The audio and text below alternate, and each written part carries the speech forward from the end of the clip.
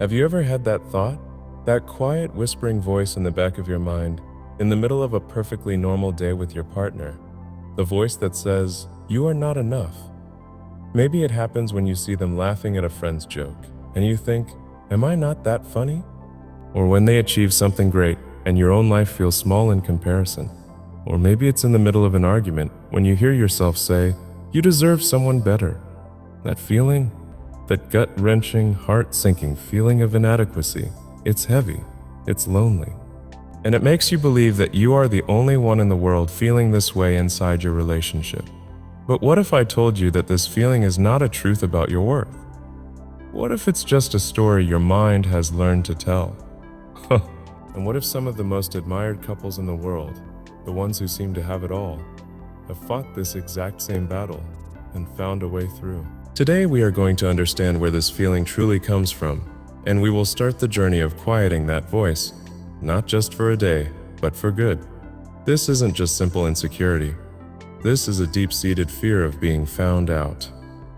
It's the anxiety that one day your partner will truly see you, all your flaws, all your past mistakes, all your imperfections, and they will finally realize they made a mistake in choosing you.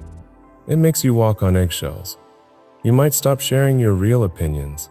You might hide your successes because you don't want to seem boastful, or you might hide your failures because you're terrified of the judgment.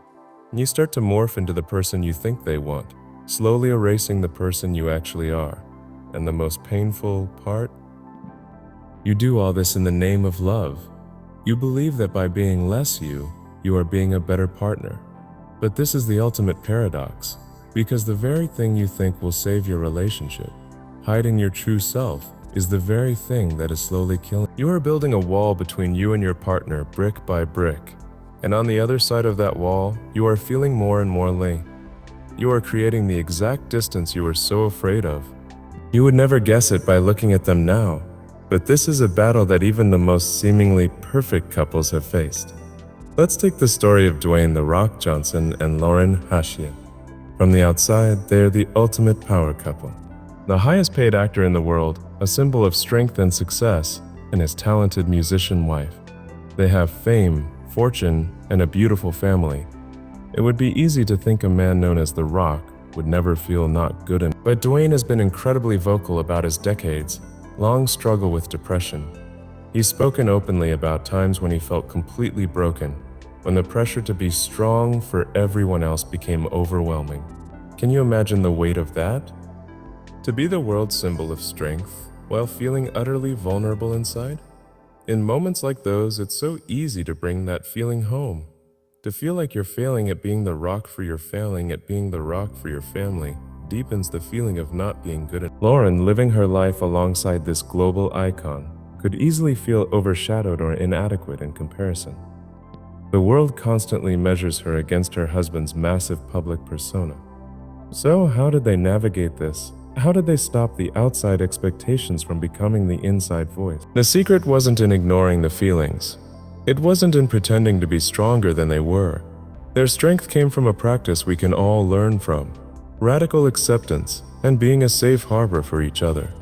Dwayne has shared how Lauren provides a safe space away from the Hollywood chaos. In the middle of his storm, she is the one person with whom he can be completely vulnerable. He doesn't have to be The Rock, the global superstar. He can just be Dwayne, the man who is tired and struggling. And he does the same for her, ensuring their home is a judgment-free zone where her worth is never in question. They created a private world, a sanctuary, where their value was not determined by their achievements or public perception, but was a given, a constant. This works because of a powerful psychological principle: external validation versus internal secure base. When we feel not good enough, we are often looking for external validation to fill a hole inside us. We want our partner to constantly reassure us, to compliment us, to prove our worth to us. But this is a bottomless pit. No amount of external praise can fix an internal wound. What Dwayne and Lauren built is what psychologists call being an internal secure base for each other. This means your relationship itself becomes the source of your security.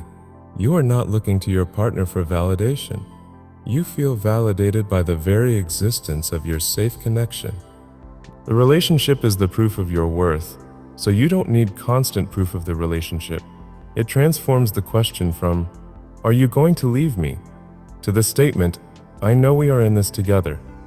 So we've arrived at the core of the issue. That voice, the one that whispers, "You are not good enough," isn't a messenger of truth. It's a faulty alarm system, a relic from old wounds screaming about a fire that doesn't exist. It's your mind's misguided attempt to protect you from a hurt it expects, but that isn't actually happening in your present relationship.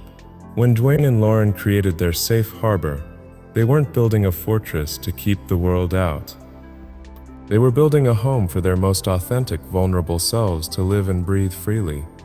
They understood that the strength of their relationship wouldn't be measured by the absence of struggle, but by the quality of the sanctuary they could offer each other in the midst of it. This possibility isn't reserved for Hollywood elites. It is available to you, right here, right now. This next part is not about fixing you, because you are not broken. You are a human being who has learned to protect a tender heart. This is about rewiring the patterns. It's about moving from a constant state of fearful self-doubt to a grounded sense of unshakable belonging. We are about to build your own safe harbor, and we start not with grand gestures, but with simple, profound shifts. This framework consists of 3 core practices. They are deceptively simple in description, but require courage and consistency to embody. This is the courage to believe deep down that you are worthy of this peace, that your relationship is worthy of this depth. This is a scheduled 20-minute conversation that you and your partner agree to hold once a week. Treat this time as sacred and non-negotiable. It is not for discussing logistics, bills, or family schedules. Its sole purpose is to be a container for the feelings that often get buried beneath the busyness of daily life. Choose a consistent time and calm environment. The physical space matters. Switch off all phones and put them in another room. Sit facing each other. I strongly recommend beginning by simply holding hands or maintaining soft eye contact. This physical connection acts as an immediate signal of safety to your nervous systems, telling both your bodies, "We are here, we are safe, we are together." Each person takes a full 10 minutes to answer this one question. What was the most difficult or vulnerable emotion you felt this week? And what did you need from me in that moment? For you, this might sound like, "The most difficult emotion I felt was insecurity. When you were talking so excitedly about your new brilliant colleague on Tuesday, I felt small and left behind. In that moment, I didn't need you to stop talking about them. I needed you to just hold my hand afterward and tell me that you see how hard I'm trying in my own career, that you're proud of my journey." The most critical rule for you: no fixing, no defending, no explaining. No explaining. Your only job is to listen with your entire being, to their words, their body language, the emotion in their voice. When they finish, you respond with only this: "Thank you for trusting me with that. I understand." This practice is revolutionary because it teaches the deepest part of you that it is safe to be seen. Your fears, your insecurities, your raw edges can be spoken aloud into a space of love without causing rejection or conflict. This act alone begins to dissolve the concrete around the not good enough story. Your mind, like a magnet, has been conditioned to seek out and cling to evidence that confirms your deepest fear, that you are inadequate. We must now actively and consciously retrain it to recognize and celebrate the overwhelming evidence of your inherent worth. This is done through tiny, consistent actions that serve as undeniable proof. The daily acknowledgement. At the end of each day, perhaps right before sleep, each of you will share one thing you are genuinely proud of about yourselves. This is crucial. It is not about praising your partner, but about practicing self-acknowledgement in the presence of your partner. You might say, "Today I am proud of myself for setting a boundary at work," or "Today I am proud of myself for the patience I showed our child during their tantrum," or even, "Today I am proud of myself for getting out of bed and taking a shower when I felt really low." When your partner shares, your response is not to add to it, but to witness it. You respond with, "I see you and I honor that in you. Thank you for sharing." This practice masterfully builds self-validation. You are no longer a passive beggar waiting for your partner to fill your cup with external praise. You are actively learning to fill your own cup while your partner lovingly witnesses you do it. This severs the destructive link between your sense of self-worth and their external approval. You are building an internal well that you can drink from any time. The feeling of not being good enough is always, without exception, a story, not a fact. A fact is an observable, neutral piece of data. A story is the layer of meaning, interpretation, and fear that we drape over that fact. Learning to separate the two is like learning to disarm a bomb. How to practice? When you feel that familiar wave of inadequacy wash over you, that tightness in your chest, that sinking in your stomach, you pause. You must create a moment of space between the trigger and your reaction. In that space, you write it down, or say it to your partner using this clear format. The fact: my partner went out for dinner with their friends and didn't invite me. The story I'm telling myself: they didn't invite me because I'm boring and I bring down the mood. They are realizing how much more fun and free they are without me. They are going to start preferring a life without me in it. The mere act of speaking or writing the story part aloud robs it of its insidious hidden power. It sounds different outside the echo chamber of your own mind. It often sounds exaggerated, even a little ridiculous. Then together you can brainstorm other, more likely and more neutral facts. The fact is, they needed one-on-one time with their friend who is going through a divorce. The fact is, they know I hate that specific noisy restaurant. The fact is, they told me just yesterday how much they love our quiet nights in, and we're looking forward to our weekend together. This exercise does not magically make the painful feeling vanish forever. What it does is far more powerful. It creates a gap. In that gap, you find your agency. You find the power to choose a different story. You can consciously choose the story that aligns with the love you share. The fact is, my partner loves me, and this dinner is not a reflection of my worth. Now, I want you to truly imagine this new reality. Don't just think about it. Feel it in your body. This is not a distant fantasy. It is the future you are now actively building, one conscious choice at a time.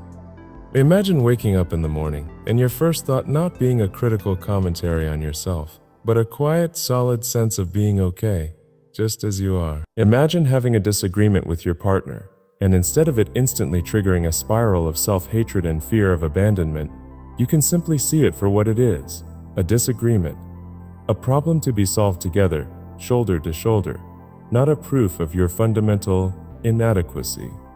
Picture yourself sharing a silly idea or a wild, seemingly impossible dream with your partner, and your heart feeling light and expansive, not tight and constricted with fear. See yourself genuinely celebrating their successes, feeling their joy as if it were your own, without that silent, painful voice comparing it to your own journey. Feel what it's like to be in the same room with them, not performing, not managing their impression of you, not trying to earn your place, but just being, fully, authentically, and knowing in your bones and your soul that this real, unpolished, beautifully imperfect you is more than enough.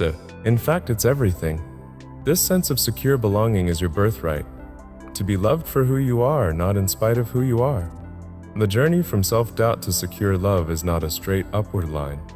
It is a path with twists and turns. There will be days when the old familiar voice screams loudly. But now, you will not be unarmed. You will have the tools. You will have a partner who is your committed ally in this battle, because you will have had the courage to show them how to be. The most profound truth you can internalize is this: you don't have to become good enough. You have to realize that you already are. You are enough in your vulnerability. You are enough in your quiet moments. You are enough in your struggles and your triumphs. Your presence in this relationship is not a mistake. It is the whole point. Start this week. Have the one vulnerability check-in. Create just one I am enough anchor. The quality of your entire relationship, the very peace of your own mind, depends on these small, brave, consistent choices. Choose to show up. Choose to be seen. Choose to believe that you are inherently, unquestionably worthy of the love that is already yours.